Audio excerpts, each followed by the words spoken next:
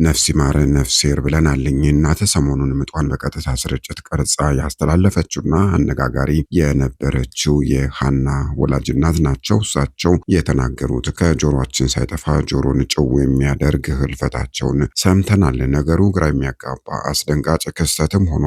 ለብዙዎች የመጪውን የመስቀል በዓል በደመቀ ሁኔታ ከቤተሰቦቻቸው ጋር ለማሳለፍ ደፋ ቀና ሲሉ አምሽተው በድንገት ማለፋቸው ተሰምቷል።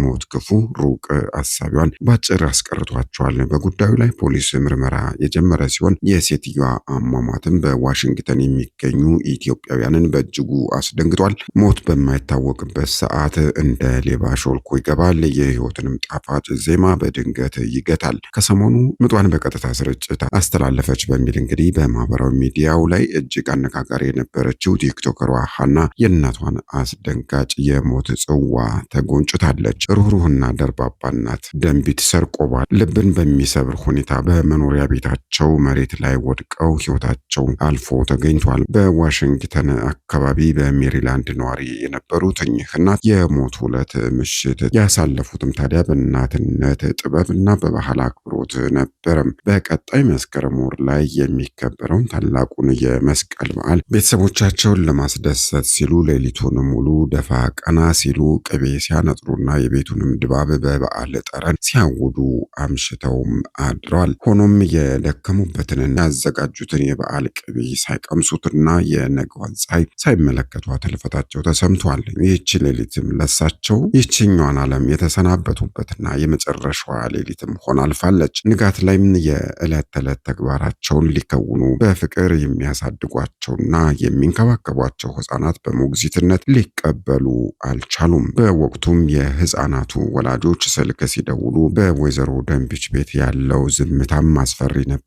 ስልካቸው ይጠራል ግን የሚያነሳውም አልነበረም ነው እየተባለ የሚገኘው። ታዲያ በዚች ክስተት የተደናገጡት ወላጆች ለልጃቸው ለቲክቶከር ሃና ይደውሉና እናትሽ ምን ሆነዋል ስልክ አነሱም የሚል የጭንቀት መልእክትም ያስተላልፉላታል።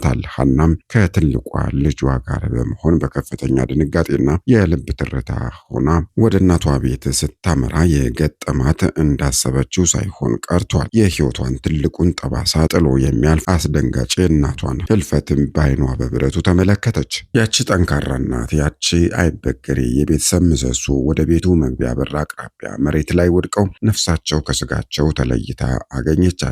በመሆኑም ያቺ ቅጽበት ለሃናም ሆነ ለቤተሰቡ ዓለም የጨለመችበት መሪር የሐዘን መርዶም የተሰማበት ቅጽበት ነበረ። በአሁኑ ሰዓት አካባቢው በከፍተኛ ድንጋጤ ሐዘንም ተውጧል ነው የሚባለው።